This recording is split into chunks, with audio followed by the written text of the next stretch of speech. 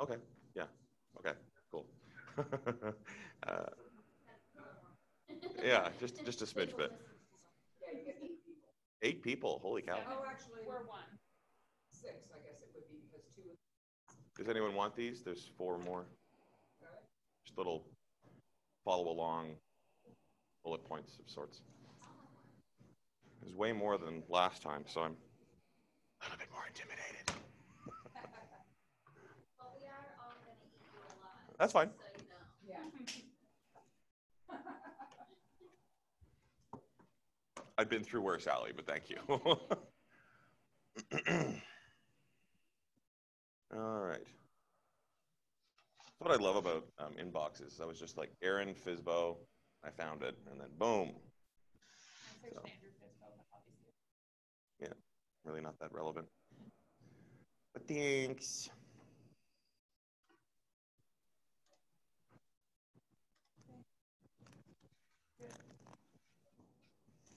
I'll save this for after. So hungry. All right, so I'm live? I am? Okay, cool. Alrighty, guys. So just to let you give you a brief synopsis, this is not a science at all. There's nothing scientific about this. It's more like an art. So it's personality driven. It's process driven to a certain point as well, and it doesn't work out for everyone. As long as you do it right and you do what's best for your own style and your own personality, then you can take what I'm teaching you and then adapt it to your own stuff. The first thing you want to consider is this is kind of like a takeaway. A lot of agents, new or old, focus on us as a product-based industry in a lot of cases. Like it's about houses sold, it's about houses listed, and so on and so forth. Sold so many units and whatever. But when it comes to converting a FSBO, it's more so a service-based approach as opposed to product-based one. So it's selling yourself on what you do and yourself, and as opposed to what you've done or products you've moved, right? And homes you've moved. So with that, also you need to consider that private sellers have convinced themselves that what they're doing is right. So what I'm going to teach you is not necessarily to tell them otherwise, but to kind of lead them down the path as to when they're ready to go, then they think of you and then they list with you. So this is, again, a really informal thing. I'm not going to read it verbatim or anything, but a lot of the common closing techniques, this is typically what a lot of realtors say, right? You have no representation. You'll never be able to negotiate. You're going to have to pay a buyer's agent anyway. Your home is overpriced. Your home is underpriced. List it with me. All these points right here. And a lot of the times that we get branded, pitfalls of being just another salesperson, they think to themselves, all realtors are just after the listing. They're all the same. With MLS, I don't need a realtor, like a mere posting. I don't need a cooperating commission. I don't need a realtor, blah, blah, blah, blah. Like all these different objections, right? These are, in their mind, what they are objecting to. So the biggest thing you need to do is find a source whereby you can find FSBOs in the first place. So that would be either propertyguys.com, which is a little trickier because you're kind of roadblocked by them. You can still get your foot in the door, but that's a different way of doing it. The other one is through, obviously, Kijiji, which is the easiest way to find them.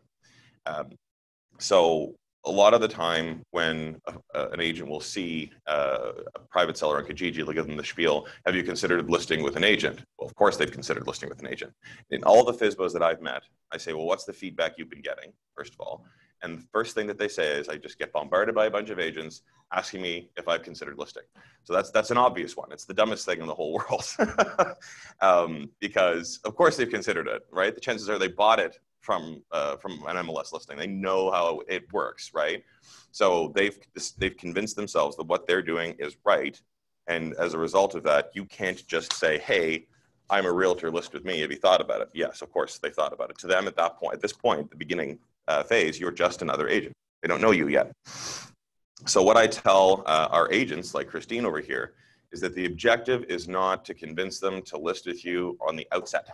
This is not going to happen. They're going to put their walls up and they're going to say, no, I'm not interested. Thank you very much. See you later. Or I have an agent friend if I need to list, blah, blah, blah, blah. The objective is getting your foot in the door to actually just meet them. It's the first thing you need to do. It's not to get into an argument with them. If they get argumentative and say, you know what, I don't want an agent, I don't want to pay a buyer's agent, I don't want a listing agent, and just say, you know what, yeah, fine. But I'm not contacting you to list your house. I'm contacting you because I have a buyer for this neighborhood, and I'd like to see your house to see if it's something that they might like. Now, most people are going to say, sure, great, come on over, right? And they'll set up an appointment and a time with you, and you go over and see their home. Now, the trick with that is that when you're there, what do? Right? You got the appointment. What do you do when you're there? A lot of the times they just, give me a tour of the house. So you get a tour of the house. Great. Thank you. Bye-bye. See you later. That's not the way you do it. You go in, you introduce yourself, you meet them and say, you know what, how about you give me a tour of the home? So the seller will give you a tour of the house. And while you're doing the tour of the house, you're actually talking with them, speaking with them, getting to know them. See something on the wall or in their house that's relatable, that you understand, that you know, that you can be that person with them, right? It helps with me a lot of the times with historical stuff or where they've traveled around the world, things like that. Like say you see if you travel to Italy as an example, and you see that they have a shot of them next to the Leaning Tower of Pisa or the Colosseum of Rome, that you're like, wow, when were you in Italy? And then you start talking about that, and it's not, you take away from seeing the house per se, because you're really not there to see the house. You're there to have that relationship building experience with the seller. And that's really the first process that you do. So let's get back on track here, because I wander, just to let everyone know I do.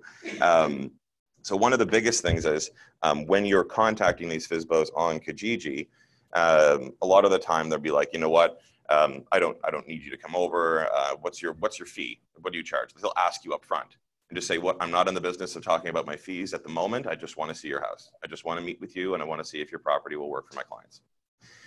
So as well, let's try to get back on track here again, sorry. Before you actually go about FSBOing, the biggest thing you need to do is determine where you're going to look for them. Not what platform, which is Kijiji or Property Guys, whatever. You need to pick a geographical area that you're going to focus, okay? So the first thing you need to do is determine that.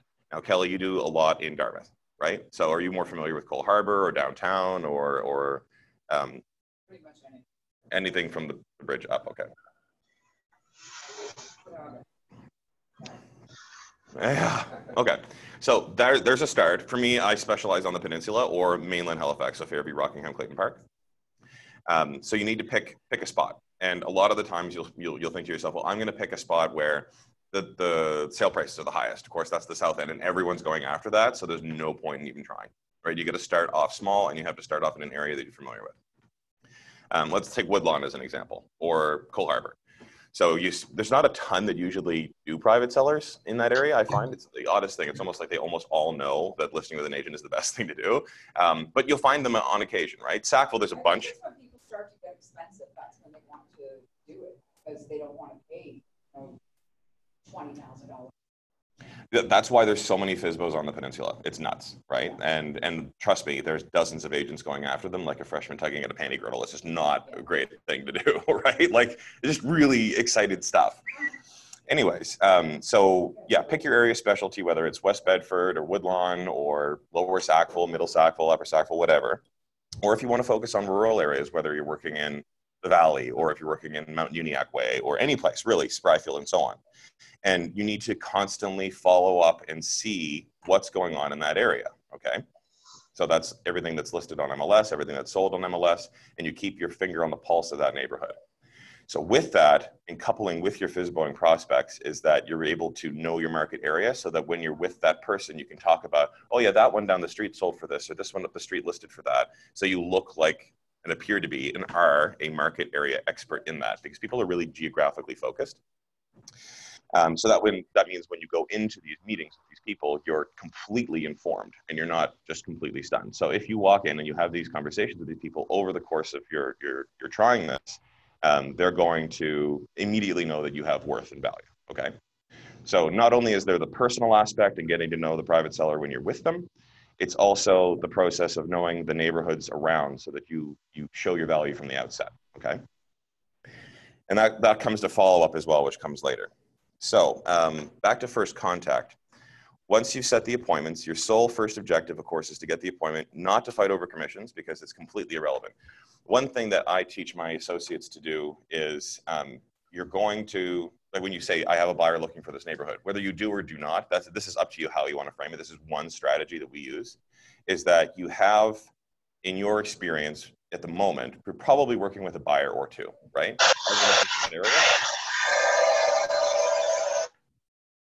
We have a transformer in the room. Sounded like Bumblebee. I think, is that Jamie? I'm Jamie. Okay. Whoever Keller Williams is not muted. Okay. Anyway, where was I? Oh yes, your first appointment. Okay. So it's not. Oh yeah, back to the buyers. That's where I was. Sorry, guys. So say, for example, it's a couple, just a younger couple who are buying their first time home. And like, again, let's go back to Woodlawn as an example. A lot of first time homes in those neighborhoods. And, you know, they don't have any children, but they do have a dog because, you know, you need to figure out who that buyer is, right? You're working with them already. So when you're at that appointment, the seller is going to ask, well, who are these people? And you don't want to be like, I don't know, right? So you have to have a profile in your head of who you're actually looking for. And when they say, well, do they have any children yet? No, they don't. Not yet, but they're planning on it, right? So, oh, this is great for schools and blah, blah, blah, blah, blah. Like, this is a great neighborhood, and there's a park down there, and that family over there has 2 children, and that house over in that street is like 5. And it immediately humanizes the process, right? Now, you're not going to bring these people through because that's not the objective of this, but you have to have that profile. And a lot of people think that it seems deceptive that you're telling them that you're working with a buyer who's not actually working or looking for this kind of home. But realistically, that's just part of the process, right? Like you're not lying to them. You're just saying that I have a buyer who I'm working with who's looking at property. Yes, fine. They're never going to meet them anyway, so it's really not relevant. So know who these buyers are, real or imagined. You need to know them in detail, know the needs of that buyer, real or imagined. Like they're looking for a 3-bedroom home, or looking for a 5-bedroom home, or whatever, right? Mention the area specifically, no copy and pasting. Of course, that's when you're looking through. Did I lose track of what's going on? Oh, I did. I lost a whole page. Okay, moving on.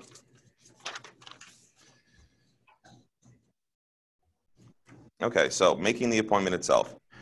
It's no different than any other appointment. It's not something you can cancel. I know I'll give you an example. When Christine first started, there was an appointment that she had to cancel. Once an appointment is canceled, and for whatever reason, it's done. You may as well write that seller off. It's not going to happen. You're not going to get another appointment from them.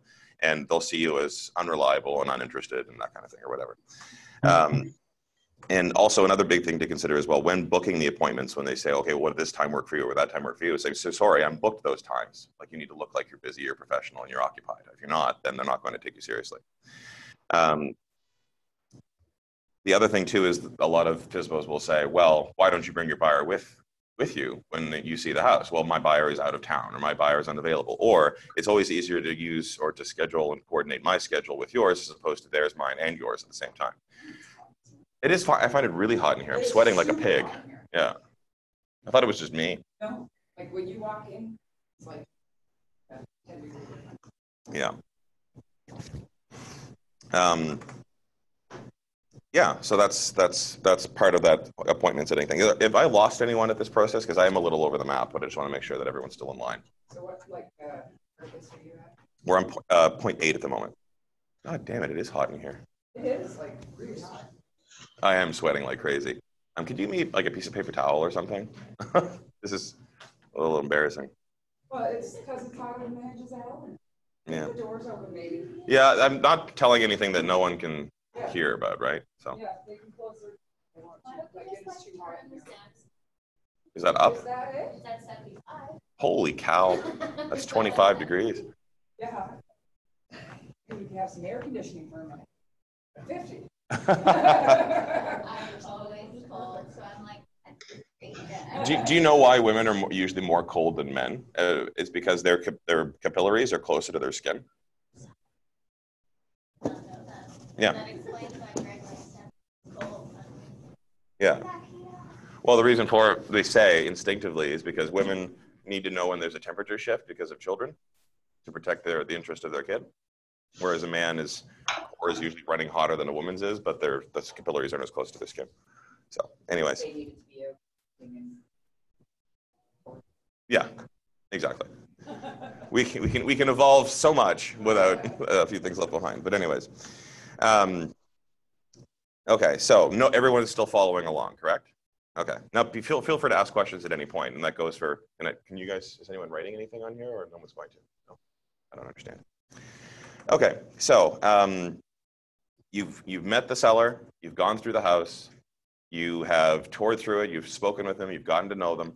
And the way the next process goes is you say, hey, you know what? I'll let you know within the next 24 to 48 hours. And you cannot forget, you have to remember to tell them whether or not my buyer is interested in your home. And then if it's just say to them, you know, if it's a yes, then great. If it's a no, then I wish you the best of luck, and just shake their hand and say, it was great meeting you. Have a great day. Catch you later and see you. Before you do that, of course, you have to give them your business card and say, you know what? This is the best way to get their contact info, because Kijiji actually jumbles your emails to prevent you from getting spammed. So you want to be able to put them into your database. So you say, hey, you know what? Can you send me the high-res photos for this? Because the Kijiji website has condensed them and made them, you know, they don't look as good. Send me the high-res. So that way they'll email you and you'll get their email address. Okay. Sometimes as well, you'll get their phone numbers, because they'll say, yes, please call me at this number and we can discuss you coming through the house. Okay, so these are important things to keep as part of your database, no different than any other lead follow-up, okay? So if you have the phone number and you have the email address, then you're packing heat. Of course, then you need to disappoint them, right? You need to say, you know what? I talked to my buyers, I pitched your house, and they're not interested. They're going to look in a different spot, or they're going to look at another one down the street. Now, don't pick one that is listed, because if it doesn't sell, then, well, your buyer didn't buy it. So where is your buyer now? They want to come back. So don't do that. Just say it's another private seller at another point. The other thing that I do as well that really works is that when I'm contacting a FSBO for the first time, this is the reason why I say know your areas and pick your areas, because every neighborhood has a evil twin sister or brother, right? Say Rockingham has got Clayton Park, right? West End has got North End. South End has got downtown. Woodlawn has got Woodside, right? Downtown Dartmouth has got the Albert Lake area. They're not comparable, but they're in the same rough area. So, well, yeah, basically you've got that street, you've got three areas. Yeah. You've got your Albert Lake to the bridge, which is like up and coming. Well, actually, you got four areas. Then you've got your Albert Lake underneath the Victoria power plant towards the Bridge. Yeah. Which is still all right, you know. But once you pass that old bridge, then you're so much better. Yeah, and then when you cross over Victoria and you're in like Jackson and Primrose, then you're in the hood, but then you cross over that and then you're into Brightwood. Yeah. So the point of that is knowing your areas is really important here, because you're going to say to them, look, I have clients looking for a home in either Clayton Park. Okay, and this is part of your objection strategy, so that you don't look as like an incompetent person or a villain. Well, you don't know what your client's needs are, right? Is that, okay, well, they're looking in Rockingham or Clayton Park, say the house is in Rockingham. No, my clients actually decided on a different house and it's in Clayton Park. They decided on Clayton Park instead. Okay, so that means that you're not an idiot by looking for a property that might not be for them. I've run into this before, right? Because I say, well, shouldn't you know your buyer's needs? Why'd you waste my time? Well, no, they were debating between neighborhoods and they chose Clayton Park over Rockingham. So sorry. And then with that, you say, you know what, if there's anything else you need or if anything else changes, please feel free to reach out to me. In the meantime, I'm going to keep my eye open for someone else, which makes it look like you're already working for them. Okay. Now, with that comes the value proposition. Within a week of your rejection, so it's, you know, telling them no, or within a few days, even depending on your strategy, who here has sellers packages that they give to their sellers when they meet them? You do. You?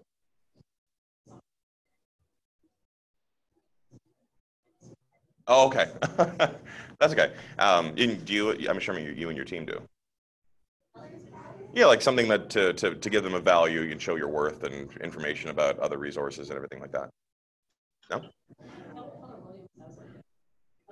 Yeah, I mean, without having your own, we have one that we've done up that is information about us, stuff that we've sold in the area.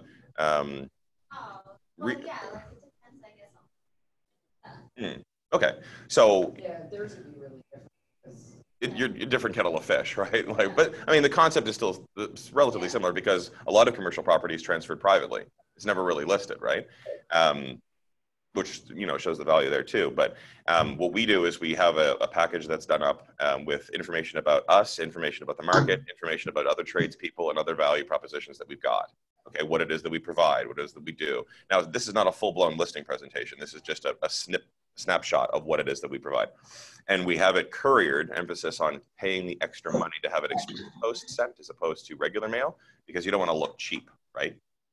So you go to Canada Post with this package and you have it express post sent same day or next day.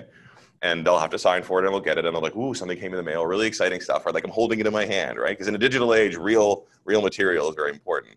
And that way they'll have that. Now, right after you walk out of Canada Post or get back to your desk, you have to send them an email again or give them a call and say, hey, I took the liberty to have my assistant.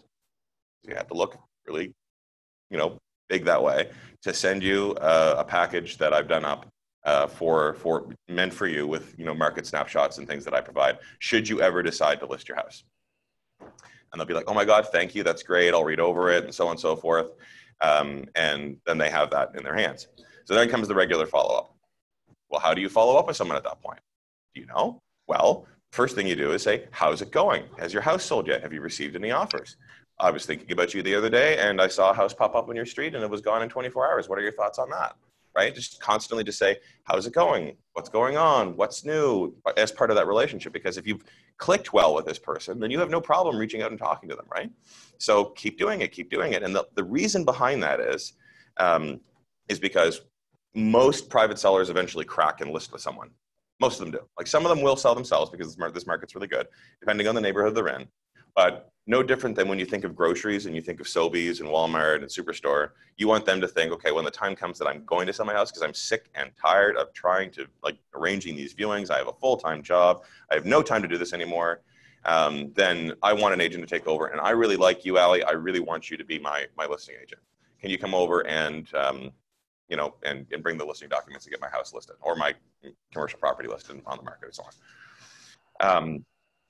So then that's the easy one. You crack them. It could have taken a week. It could have taken 2 weeks. It could have taken 5 months. These things are constantly having to be done on a regular basis, no different than brushing your teeth, a daily prospecting activity and so on, right? The other one is a hard one, is when they crack and they say, you know what, I'm interviewing a bunch of other agents, but I want to interview you as well. And you have to go forward with your best, you know, your best foot forward. So going back to the whole, do you have a seller's package thing? I'm assuming everyone here has a listing presentation. Do you?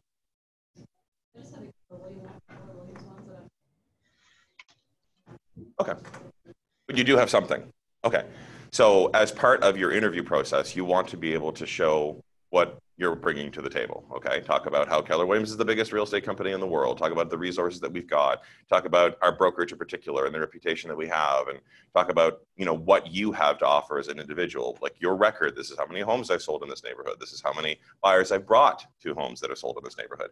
And that way you're immediately competing with, could be, you know, an agent that's just a family friend. It could be another heavy hitter that you're going up against. And not all the time do the heavy hitters win, right? That's why there are other agents that survive, and there are other agents who grow and who eventually become top producers themselves. But that way you have a chance to get it and get your foot in the door for that. When it comes to being rejected, not every listing sells, right?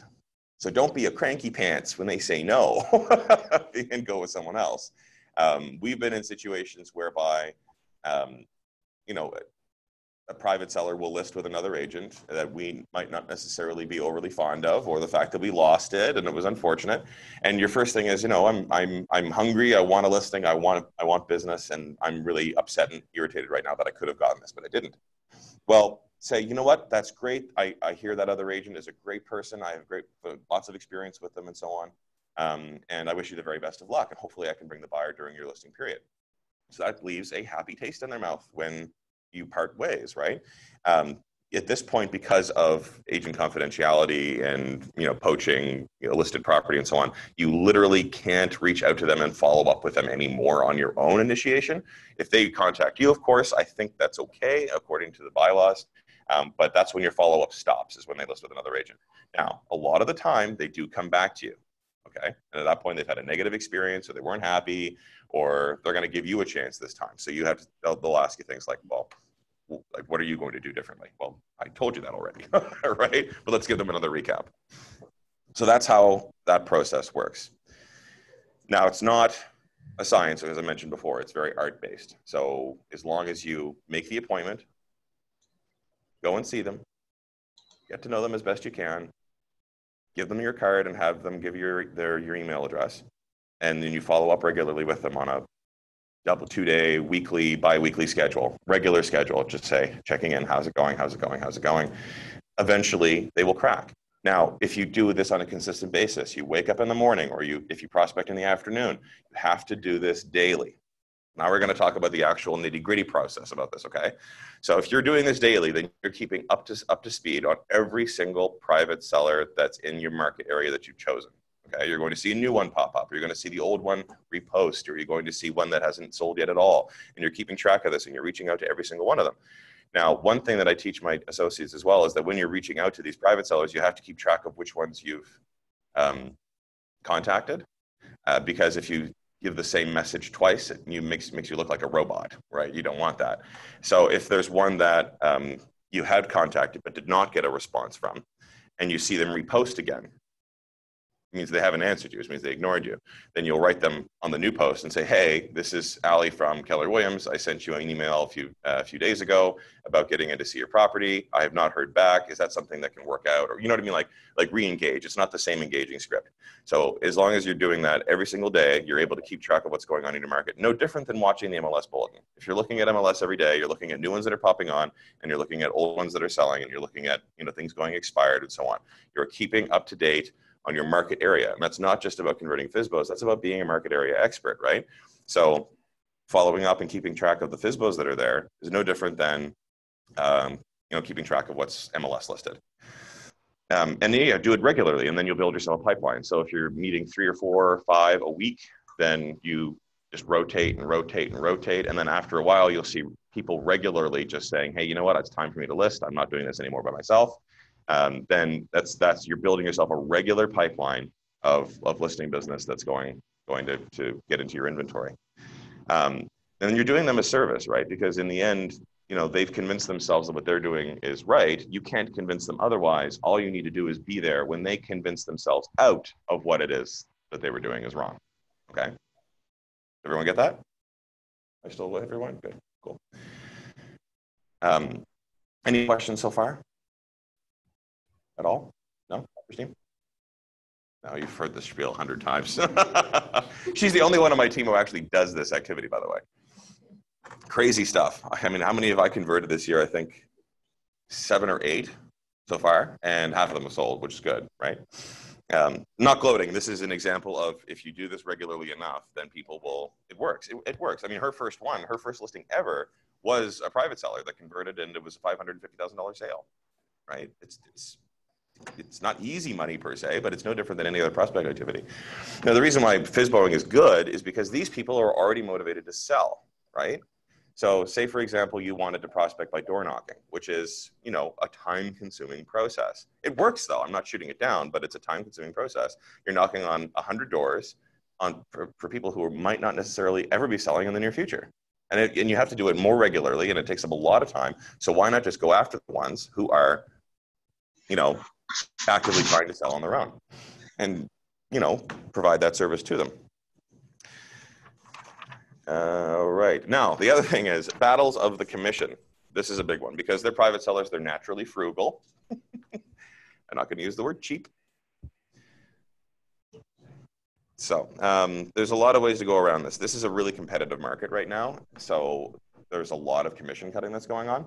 So I'm not going to tell you how to run your business in terms of whether, not you want to cut your commissions or be more competitive in that regard. That's your business.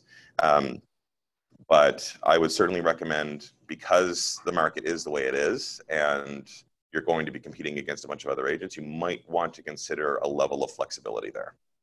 Can I make a comment? Sure. So when we went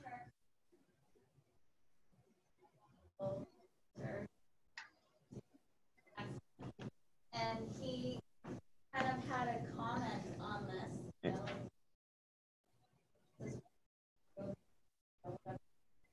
and then the issue, I said, you know what, Mike,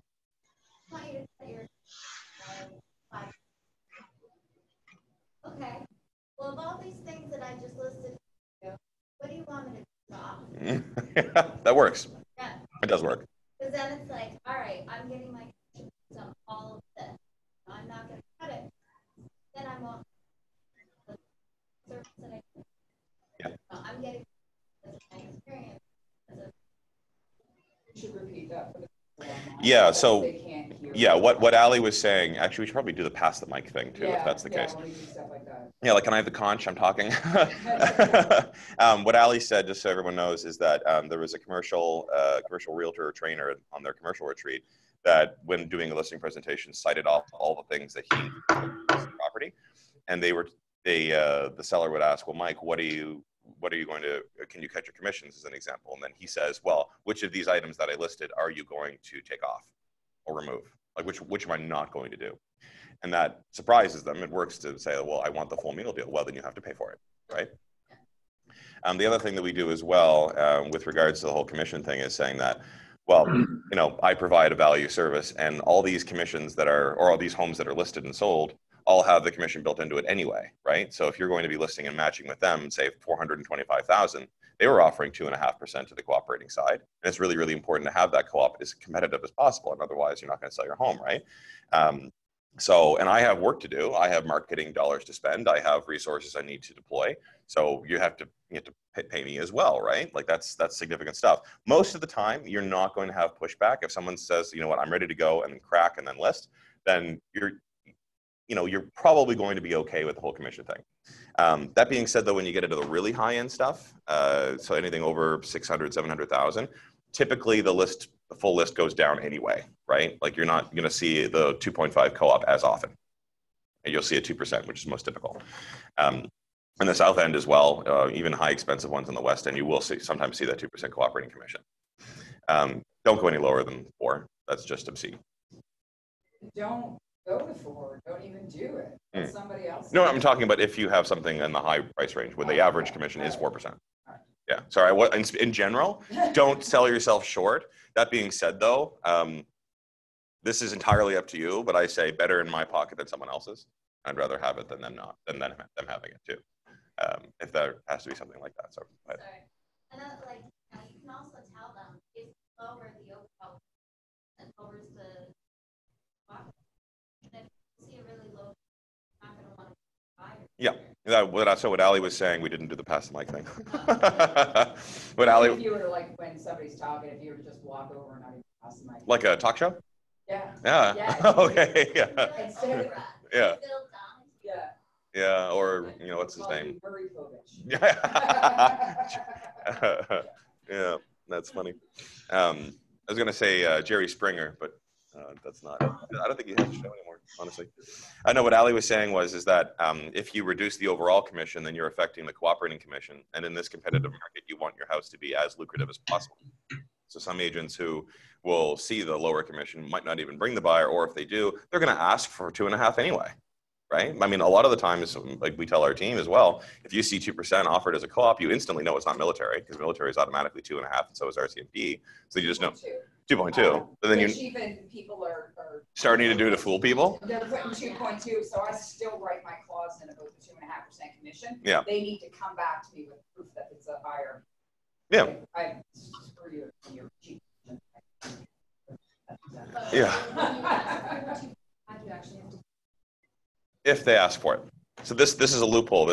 Christine said that if you're asking for 2.5% because of your BDVA being 2.5%, if you're citing that in your offer that the cooperating brokerage is asking for remuneration, we did a deal, and Ann gave us a call because it was with Blue List Realty, and their cooperating commission is always 2%, right? But she's actually wrong, because I had my Mexican people actually went to NSREC, read through, and saw about when the commission's offered. You just actually have to write in the commission is to do this. Anne has this other thing, and I don't understand it. NSREC was the one that did say this, right? Yeah. But this had been years ago that I've been using this clause, so I don't know if something's changed. But to the point that I actually have the clause. Well, the reason why they're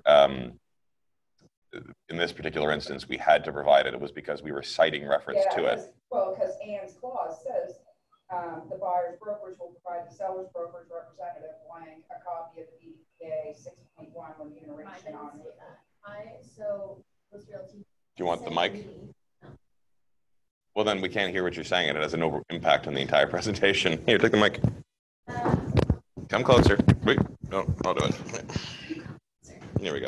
Anyway, so Blue List Realty sent me a copy of what they said NSREC Yeah, has. well, that's why Blue List has it actually. Yeah. Because of me and Ann, because Blue List, when they were, whatever they were, 1% realty or whatever. 3% realty. 3%. Yeah. 1% realty is still 1% realty. Yeah. They're still a thing. Yeah, whoever it was. But yeah, that started. Yeah, so now, like, I had to provide them a copy of the BDBA. Oh yeah, no, Which is because like I said, It's this not year- written. It's not written like that though, because it doesn't say in it that it's supposed to. Like, it doesn't say that you have to provide it. Yeah, this came right from the commission. I can even tell you the house that was down in friggin' Eastern Passage on a little cul-de-sac.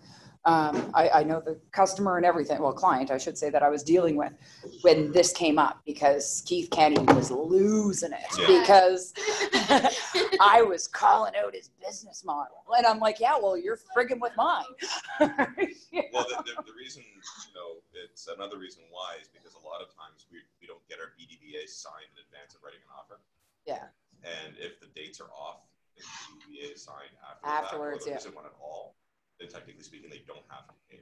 Yeah, exactly. On a legal standpoint. Yeah. Now the seller can still choose to do it themselves anyway, but anyways, it's tricky that way. Yeah, no, I just remember my people from Mexico, she went right through and then she's like, you only have to put in what the commission is. Like, you don't need to, write all this. And I'm sitting there going like, lady, I had like hours of conversation about how to write this goddamn clause. Very different. Yeah. So that's the gist of it. In terms of what to say when you're, first reaching out to them, that's up to you. I'm not going to tell you a script because there isn't one.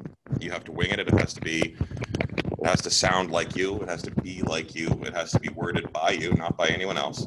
And again, the objective is just getting in the door. Don't get into arguments with them. Don't fight with them about, I don't have, you have to come with your buyer. Okay, fine. Sorry. You just don't fight with them. Just get your foot in the door. That's the only thing you need to do. And if it works out, it works out. If it doesn't, it doesn't, because not everyone's going to click with you. I mean, I've walked in with some people and be really weirded out, and I have no interest in ever working with them. Or they're really aggressive, or they're complete and utter jerks. I don't want their business, right? So that's few and far between them. Most people are really nice. They're really friendly. Most FSBOs will let you in the door. Most of them will keep communication lines open with you, and some of them will crack and list with you. Most will crack and list in general. Okay. So when the time comes, the idea is that you are in their face so much, you are tenacious enough. People like tenacity. They're not going to not hire you because you keep bugging them. They like being bugged. It shows that you're a aggressive person. It's like, you know what, sorry for being so tenacious in your follow-up as well, but if I'm this aggressive in pursuing you, then obviously I'm going to be very aggressive in selling your home as well, right? Now some people will think that, okay, well, I'm bugging them. Well, if a seller is bothered by you bugging them, then they're not going to hire you anyway. And if a seller likes the fact that you're bugging them, then they are probably going to hire you over someone else. Okay. That's pretty much the gist of it. I know that I was kind of all over the map, and I do apologize for that. But do you have any questions in terms of the process or how to actually crack them? Did I miss anything in regards to that? The importance of the regular follow-up is also keeping them informed, right? So what's going on in their market, what they're competing against. Convincing them that, if this one sold is just like yours and it sold for more than you're asking for in a day, then you may as well put it on as well. Another strategy I use too is I call it the selfless strategy. You say, you know what, the way the market is right now, it's really, really robust and it's really, really healthy. I strongly recommend that you list your property with an agent, whether that's someone you already know or trust, or whether it's with me. It doesn't really matter who, but you really need to get your property on MLS because it's going to sell, especially with things the way they are right now.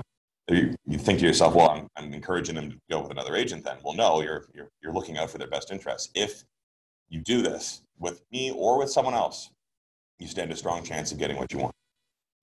And it makes you look good because you're literally saying, you know what, me aside, this is about you right now. Get your home on the market. Okay. Just look, let's find the flaw.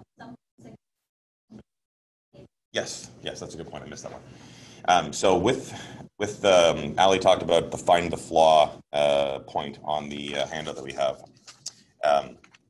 With that is, remember I mentioned the whole dual neighborhood thing? You say, okay, well, they chose Clayton Park over Rockingham. Well, at the same time, you could say, yeah, when you're there, oh, that furnace is really old, or the roof shingles look like they're in pretty rough shape. Yeah, well, we built that into the price, and so on and so forth. So when you go back to them and say, well, my clients aren't interested in the home, they chose another area. Also, they weren't overly fond of the fact that they need to replace the roof in the next few months, or they didn't like the fact that there's 2 bedrooms up and 2 bedrooms down, or one of the bedrooms seemed really small. Like, you have to leave that objection. That they might have an issue with that when you're walking through the house with them. So just keep that in mind. You have to find something that's objectionable, even if it's not a real problem with the property. It's something that you can use later in saying or giving legitimacy to why your clients didn't want it. Okay. Now, this is another thing too to consider, is a lot of the time private sellers will have people who they say are really interested in their property. And then when they decide to list, they're like, well, if that guy comes back, then I want him written into the agreement that if he comes back, then our agreement will be null and void. Don't fight them on that. If these people were going to buy the house, they would have done so by now. Out of all the private sellers that I've converted, it's over 100 in the last 6 years. Only one has come back, and then the listing agreement was dead. Okay, it doesn't happen. So if they say, I want someone written into the agreement as an exclusion, say okay, because it's not likely to be something that will ever take place, that your listing agreement will be dead. Yeah, that is pretty much it. It's an awkward smile.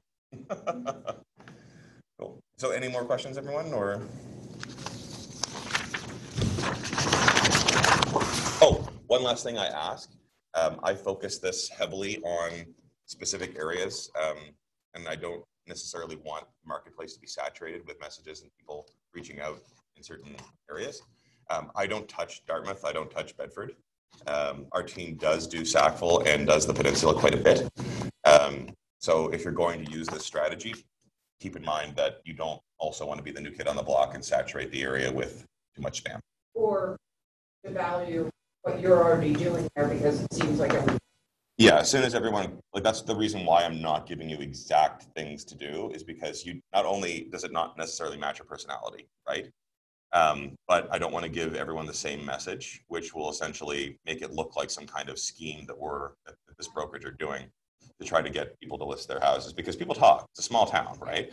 If this rumor starts going around that Keller Williams agents are all going after private sellers, well, that's not a bad thing, right? We're not breaking the law, but Kelly's right. It devalues what I'm teaching you, because if I'm saying it to a bunch of these people and you're overlapping and doing it again, then it looks fishy. Okay. So I would say, if you're going to pick an area, stick to an area that you're familiar with and you're used to, and just make sure you stay out of mine. Or frame yourself in a much different way, right? So anyway, the thing is that I can't control the whole marketplace, because there are a ton of agents and a bunch of different brokerages who are trying their own version of converting private sellers. And you know what? It works for them sometimes, but I would say for the most part, I convert more than most others do in my market area. I don't, because I don't touch much else. And that helps. So feel free to message me anytime, or call or text or whatever you'd like if you have any more questions about this, because there are some things in the gap that might not necessarily have been done. One thing to consider as well is that merely just emailing them and calling them and following up with them on a regular basis won't do the trick. You have to get to a point where you say, you know what, and don't do it right away. You have to get to know them, and time has to elapse. You have to try to find a way to close them. And I can give you scripts up the wazoo, but unless you're going to match it to your own style, it's just not going to work, right? I'll give you an example. Some things I mentioned already that, well, you know, the market's really good right now. You should list with an agent, even if it isn't me. You really need to get your home on because that's the only way it's going to sell right now. Let me give the examples as to why, right? Another one is that, you know, time's running out. I remember you said your timeline to get out of here was the end of August. It's already the beginning of June, and you know we don't even have an offer on your house yet. I'd really, really like to help you out, and then get you in to selling. The other thing too is a lot of sellers are also buying.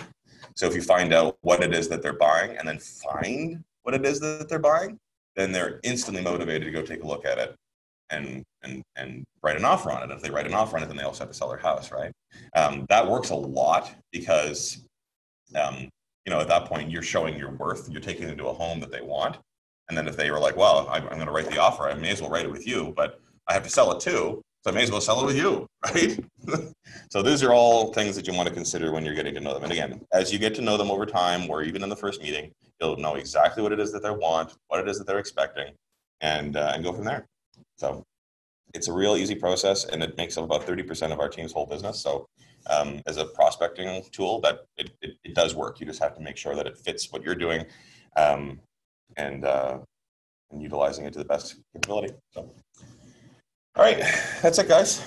How do I turn this thing off?